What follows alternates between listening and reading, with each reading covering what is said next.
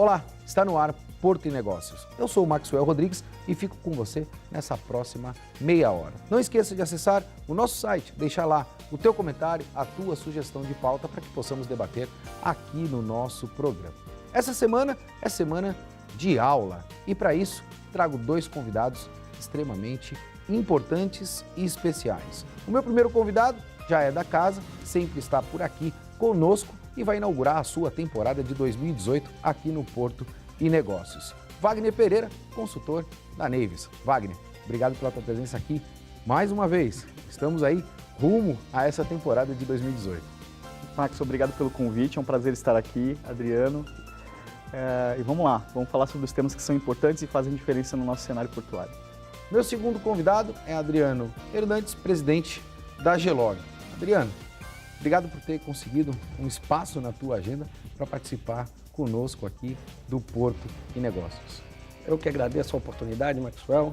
Eu que agradeço a oportunidade de estarmos aqui discutindo assuntos do nosso querido Porto de Santos, o mais importante da América Latina, e é um porto que desenvolve muito a nossa região e gera bastante empregos. Sem dúvida. E estamos aqui para contribuir no que for necessário e esclarecer algumas oportunidades que nós tenhamos de melhoria. Só engrandece o nosso programa a gente ter empresas da nossa região contribuindo principalmente com a comunidade portuária e levando informações qualitativas, o que é importante para nós. Para iniciarmos o nosso debate, vou iniciar pelo Adriano, falando um pouco sobre esse arranjo que nós percebemos aí em relação à fusão de empresas, dos modais que nós temos relacionados à atividade portuária. A gente percebeu aí inúmeras movimentações de empresas que cada vez mais vêm se infundindo. Num passado não muito distante, me utilizo muito deste termo, nós tínhamos aí, entre aspas, a descentralização de inúmeras atividades, onde inúmeras empresas, de alguma maneira, prestavam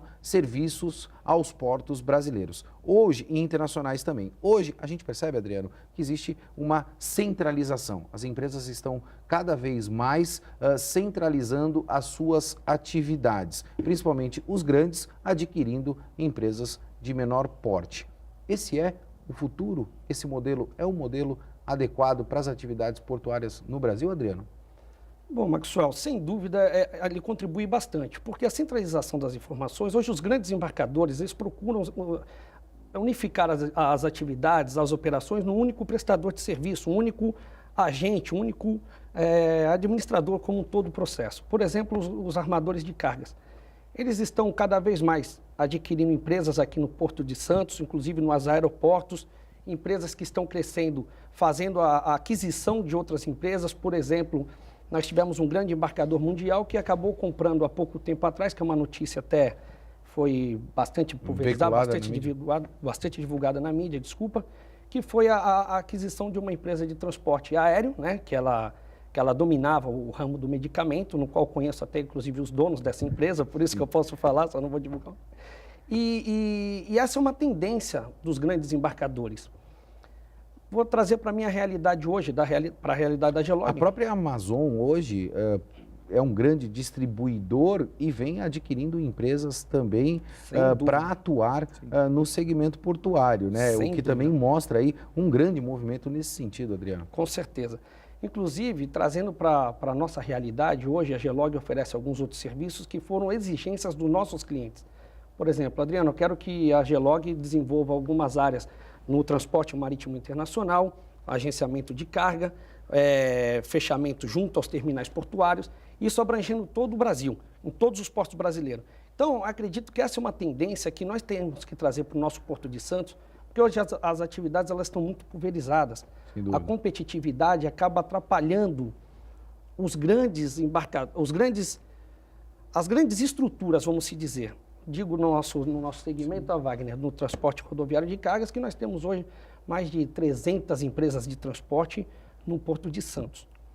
E o custo é algo fundamental dentro desse processo todo. E para que você seja competitivo, você precisa explorar e oferecer cada vez mais qualidade com um custo adequado. Eu não vou falar em redução de custo, porque eu acho que a gente tem, de alguma maneira, uma miopia dentro desse processo, né? Eu acho que muitas vezes também o comprador é responsável direto em relação à contratação. Porque se você contrata mal, o Sem sombra de resultado, dúvida. a entrega também é ruim. Adriano, eu acompanhei muito a história da Gelog e a gente percebe que você é um grande empreendedor no segmento rodoviário.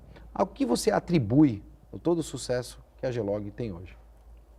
Bom, primeiro, eu trabalho nesse negócio, tá, Maxwell? Apesar de ter 39 anos de idade, eu trabalho há 25 anos no Porto de Santos. Começamos aí a nossa trajetória profissional como office boy, numa empresa de despachos aqui de Santos, que se tornou uma grande transportadora e que hoje faz parte do nosso grupo. Enxergando as necessidades de alguns clientes nessa evolução do transporte rodoviário, que antigamente o transportador rodoviário era o cara que carregava uma carga aqui e levava para ali. E hoje não. Somente isso. Hoje não. Hoje o grau de exigência, hoje o nível de segurança, hoje a rastreabilidade, a confiabilidade, pontualidade, legislação, capacitação, eles fizeram com que as empresas de transporte se especializassem nos mais diversos segmentos do transporte. Por exemplo, nós temos aí o segmento do transporte do químico, nós temos o defensivo agrícola, nós temos o eletrônico, o alimentício, e cada uma delas requer uma certa capacitação diferenciada.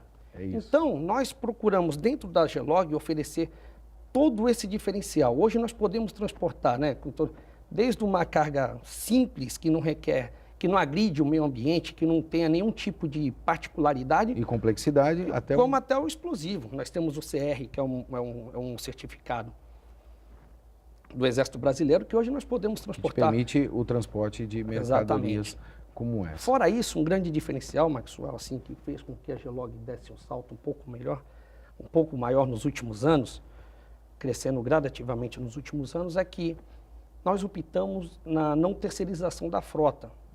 Isso para o embarcador é um enorme diferencial.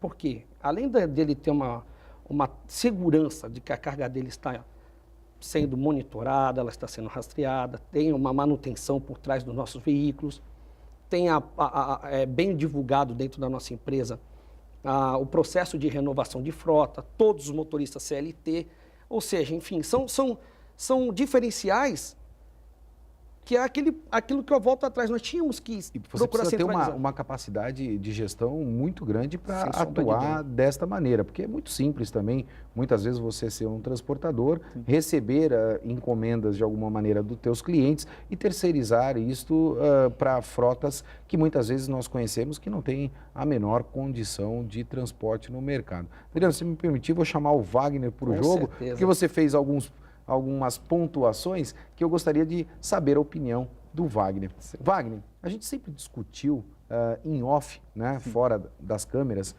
especificamente, a questão de repasse de responsabilidade. Será que o mercado cansou deste processo de repasse de responsabilidade? Ou seja, isso não é responsabilidade minha, é de um secundário, não é responsabilidade do secundário, é do terciário e assim sucessivamente. Será que esse movimento que o Adriano comentou vai ao encontro diretamente a isso? Ou seja, os clientes estão buscando uma única empresa que se responsabilize por todo o processo? Sem dúvida. Até complementando um pouco a questão da primeira pergunta que você fez para o Adriano com relação às fusões, né, de grandes empresas com pequenas empresas, vem de encontro a isso. Esse modelo ele já está tomando conta do mundo. Se a gente for paralelizar ele com a questão portuária, a gente vê grandes armadores, donos de grandes terminais e de grandes terminais, grandes frotas, e aí ele está tentando fechar toda a cadeia logística até fazer o door-to-door, que é o que a gente fala sempre, né, entregar porta a porta o container que é uma importação ou que seja uma exportação. Então, esse modelo vem para fazer com que a gente tenha menos essa troca de responsabilidades e na hora que você tem um problema, na verdade, o cliente final, ele não quer saber se é o A, o B ou o C, ele contratou uma empresa. Quando você tem vários prestadores de serviço, fica muito difícil você imputar a responsabilidade, porque no final você que está com a cara a tapa lá, falando um pouco da Gelog, você que tem que falar para o cliente, olha, se você tomou a decisão de terceirizar, por exemplo, sua frota e um caminhão eventualmente não chega do destino, quem vai explicar é a Gelog, não é o terceiro. Sem dúvida. Então, esse modelo é sim um modelo que vai trazer mais segurança e, sem dúvida nenhuma, mais eficácia para todo o processo. Você acredita que esse modelo vai perdurar por algum tempo, Wagner? Ele vai, falando do Brasil, ele vai começar, né? Porque a gente ainda está caminhando e vai ficar assim, porque é um modelo que... É um modelo, Maxwell, que se você for ver, da comercialização lá atrás, dos nossos avós, que você batia na porta de uma determinada pessoa para fazer um serviço e você sabia que era aquela pessoa fazendo o serviço. Hoje aquela pessoa se tornou uma marca. Então, quando você quer negociar, você quer que aquela marca se responsabilize por tudo, principalmente no processo logístico. Adriano, eu preciso tocar num ponto, porque nós debatemos isso muito no ano de 2017 e agora nós temos a oportunidade de ter uma pessoa que representa muito esse modal e aí, de alguma maneira, esclarecer principalmente para o telespectador. Hoje nós temos inúmeros gargalos logísticos no Porto de Santos. Não só no Porto de Santos, mas em outros portos também, principalmente em relação à questão da infraestrutura. Nós falamos muito em relação à implementação de tecnologia para que nós pudéssemos admitir estes caminhões cada vez mais rápidos, não só no Porto de Santos novamente, mas também em outros portos. Muito se debateu que o fato dessa implementação de tecnologia daria aí, de alguma maneira, a não contribuição para os empregos dos motoristas. Eu acho que isso é uma visão muito míope do processo, porque, na verdade, se você consegue ser mais ágil, você consegue fazer um número maior de viagens. Essa minha análise, na tua visão, por ser presidente de uma das maiores empresas deste modal na nossa região e no nosso país, também é uma visão acertada? Sem dúvida. O que acontece? O Porto de Santos, como outros portos do Brasil, eles possuem muitos gargalos. O Porto de Santos, por ser o maior da América Latina, o gargalo proporcionalmente é maior. Começa pelo acesso. A tecnologia ela é fundamental para qualquer tipo de processo portuário, qualquer tipo de processo de gestão, qualquer tipo de processo de transporte, de despacho aduaneiro. Em qualquer área de atividade hoje, nós temos que ter uma tecnologia bastante funcional e sistemas competentes e competitivos para isso.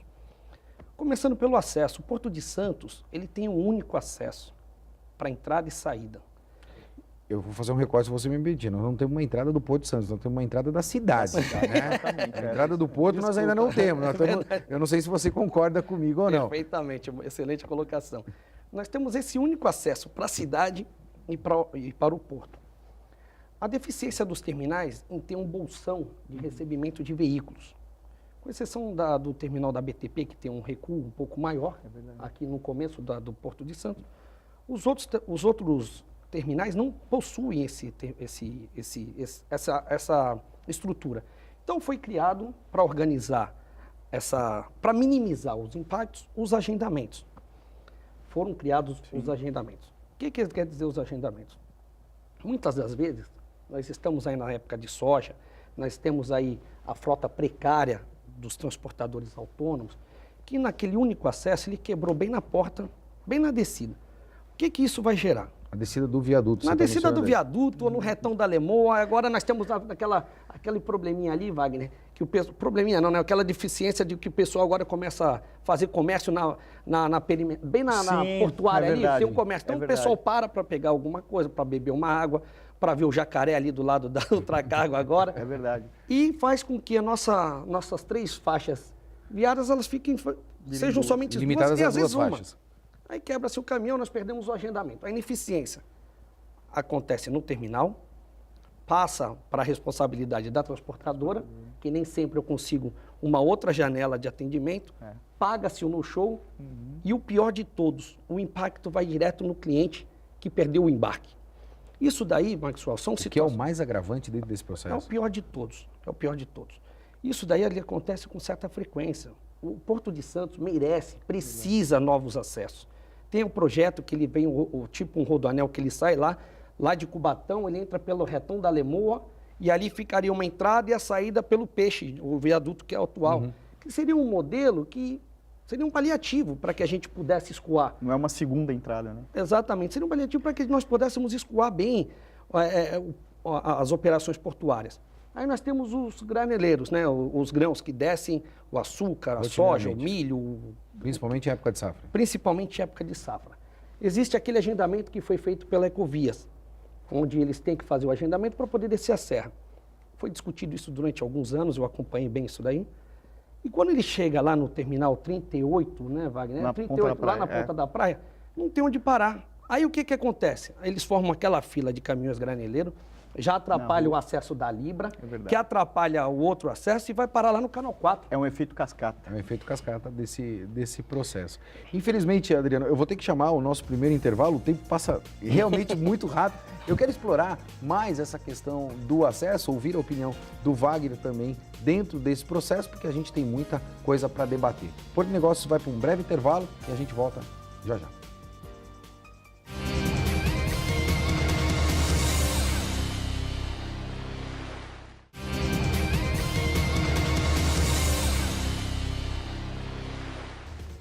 Estamos de volta com Porto e Negócios, eu sou o Maxwell Rodrigues e não esqueça de acessar o nosso site, deixar lá o teu comentário, a tua sugestão de pauta para que possamos debater aqui no nosso programa.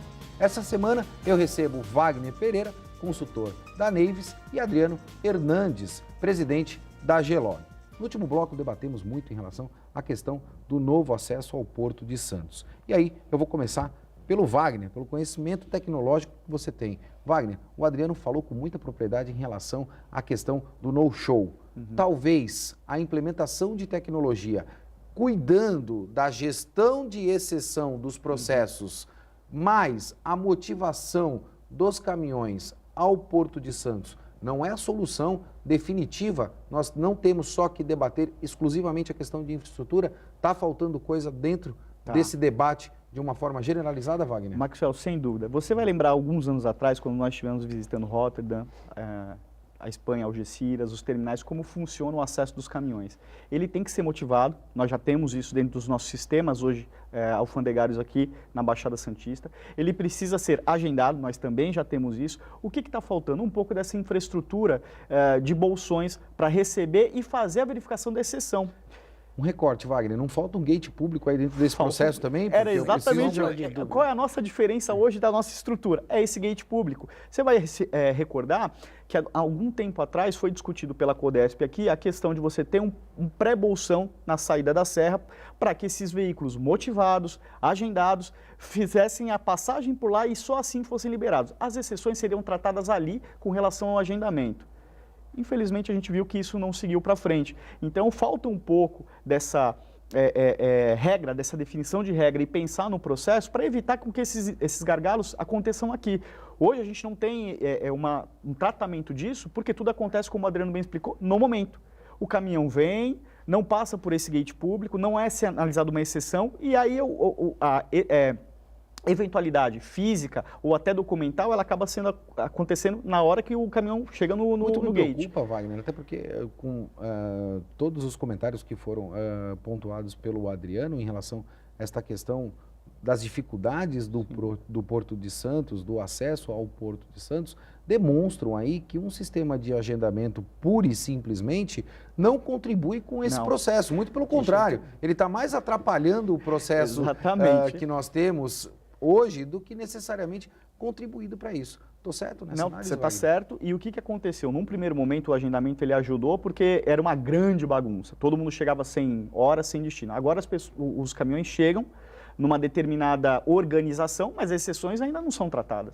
Né? Você disciplinou como esse caso especificamente em relação a um congestionamento onde o Adriano, de alguma maneira, a Gelog e os seus caminhoneiros acabam perdendo essa janela de descarga e gerando os problemas que foram eu gostaria de complementar com relação a isso? Essa questão física, por exemplo, do tratamento de exceção, não só documental como física, porque o caminhão é um agente nesse processo todo. Ele precisa ser analisado. Há um tempo atrás, uma instrução normativa dizia que os terminais tinham que analisar a estrutura do caminhão, placa, condições. Não, isso é uma função do ente público. Então, a NTT, junto com a Codesp, dentro dessa solução que foi proposta há uns anos atrás, que ela envolvia, inclusive, o tagueamento da carga por RFID e trariam grandes benefícios, vai muito de encontro ao modelo internacional, onde você tem um gate público, onde você tem uma pré-análise disso, e aí o caminhão desce na certeza e na iminência de que ele não tem nenhum problema para ser embarcado. Isso traria, uma segurança para o processo e uma acuracidade que elevaria o Porto de Santos a um nível internacional. Agora, o projeto andou, caminhou, e a gente não tem mais uma previsão de quando ele vai ser implementado no seu todo. Falta isso, Maxwell, falta você ter...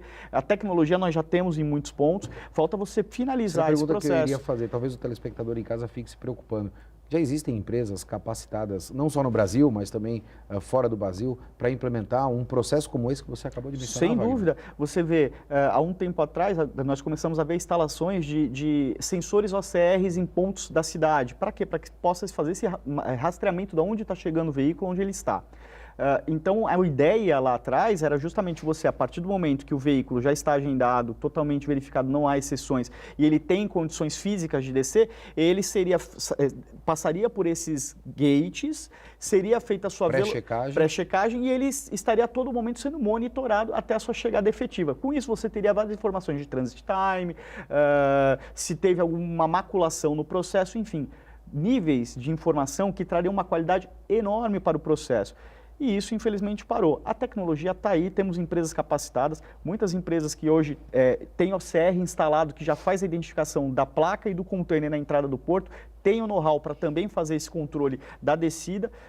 O que falta um pouco do desenvolvimento da rede wireless para o RFID para controlar o posicionamento da carga. Mas mais importante que isso é realmente a gente continuar o projeto e criar esse bolsão lá fora, fazer esse gate público e tomar essas atitudes para que a gente possa ter um processo mais rápido. Adriano, você é líder de mercado. Essa é a solução? É esse o caminho que nós temos que seguir para que a gente possa resolver definitivamente esses problemas e não de alguma maneira continuar, se assim eu posso me utilizar, enxugando gelo? Não, sem dúvida. A tecnologia ela tem que estar presente nesse processo como um todo. Nós temos que trazer empresas especializadas para esse segmento, para estruturar vamos se dizer, para estruturar a descida dos veículos, para estruturar a produtividade do nosso Porto de Santos, para estruturar a produtividade das transportadoras, dos prestadores de serviço como um todo. Mas ainda volto, tá, Wagner, até me perdoe, a infraestrutura ela ainda tem que ser muito melhorada, com acesso ao Porto de Santos. Por exemplo, só tem uma rodovia para descer ao Porto de Santos, onde os caminhões eles estão hoje disputando com ônibus, com motociclista, com carros de passeio e etc. A subida da Anchieta e a subida da Imigrantes funciona, mas a descida para caminhões, somente a Anchieta. Isso dificulta muito o processo. Além disso, o veículo ele não pode ultrapassar pela esquerda. Ou seja, é uma fila indiana de ponta a ponta, gente. É um despropósito.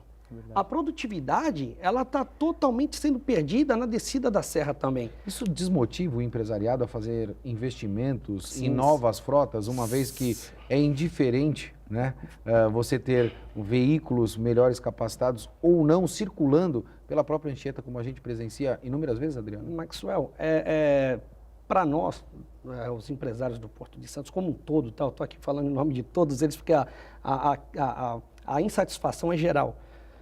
Por exemplo, o veículo biarticulado, ele não pode mais descer os 30 metros a Serra da Anchieta, porque o problema da segurança, não sei qual foi feito, não sei qual foi o estudo que foi realizado na época, ele não pode descer pela questão do comprimento, nem pela capacidade de peso. Em compensação, a cegonha, ela não é articulada, biarticulada, e ela desce a serra com comprimento que ela é bem mais prejudicial para a nossa segurança como usuários da rodovia do que um bitrem, do que um rodotrem. Então isso tudo prejudica muito a produtividade do nosso porto. É um conjunto de ações que nós deveríamos ter para que a nossa produtividade fosse melhor. Se você me permitir, falta um pouco de um plano nacional de logística. A gente fica muito refém dos governos que vão entrando e não pensam a longo prazo o nosso porto, Maxwell.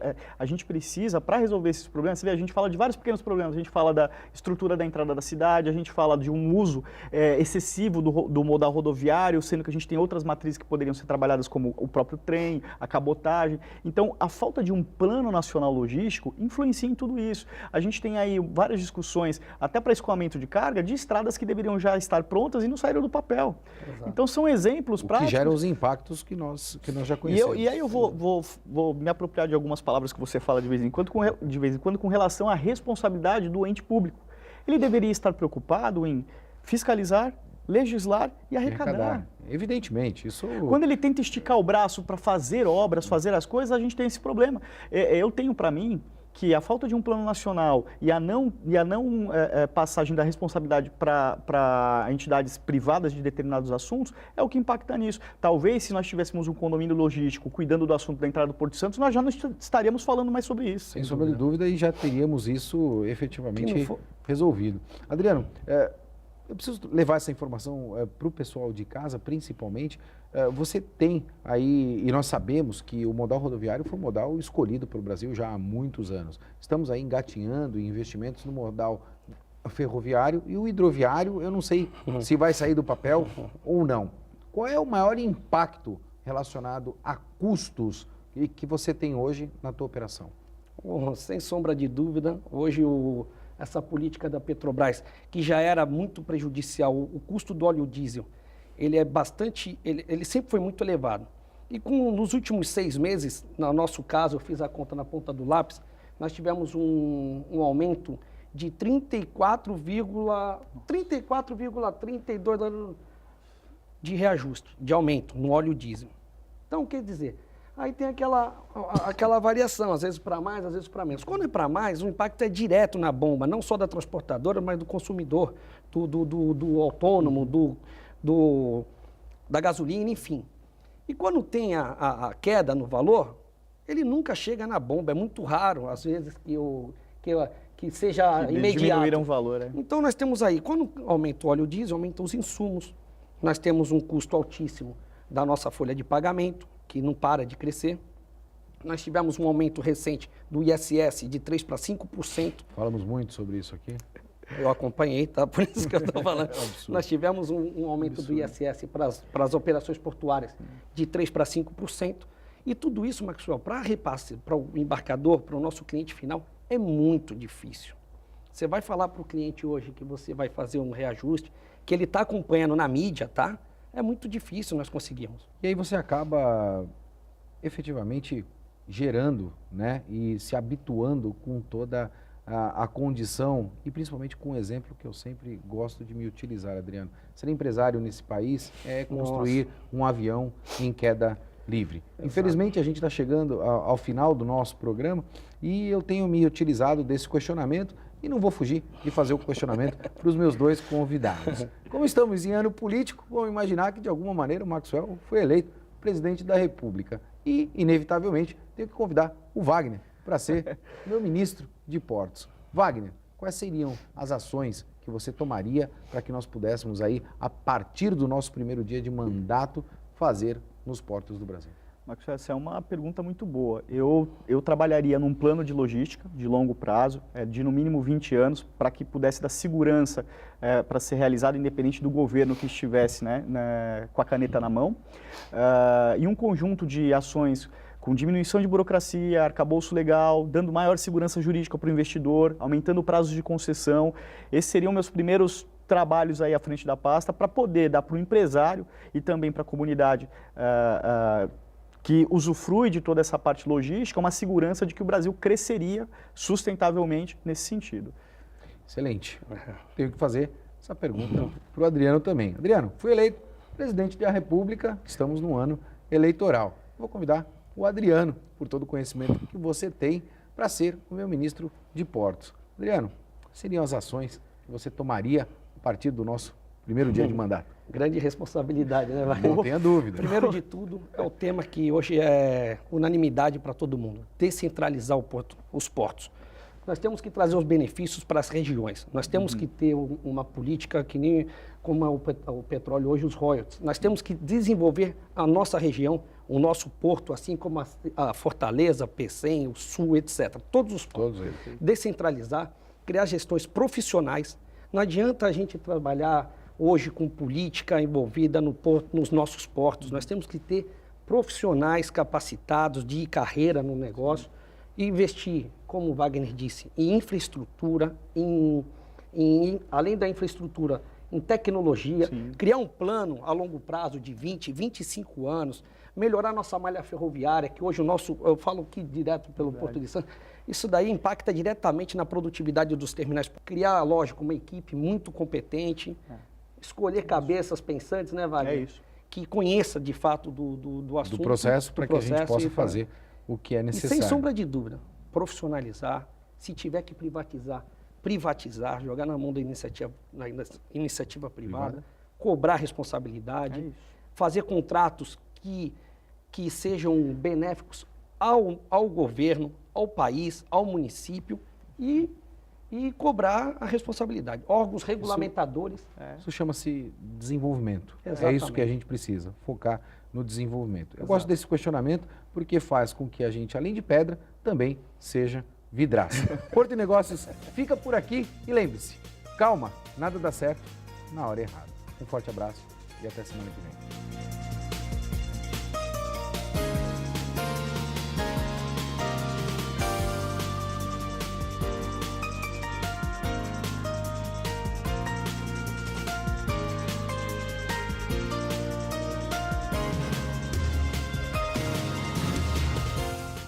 Porto e Negócios. Apoio Brasil Terminal Portuário. Acreditar e inovar. Mareste Telecomunicações. Society Corretora de Seguros. Transtec World. E Lubro Empreiteira de Mão de Obra.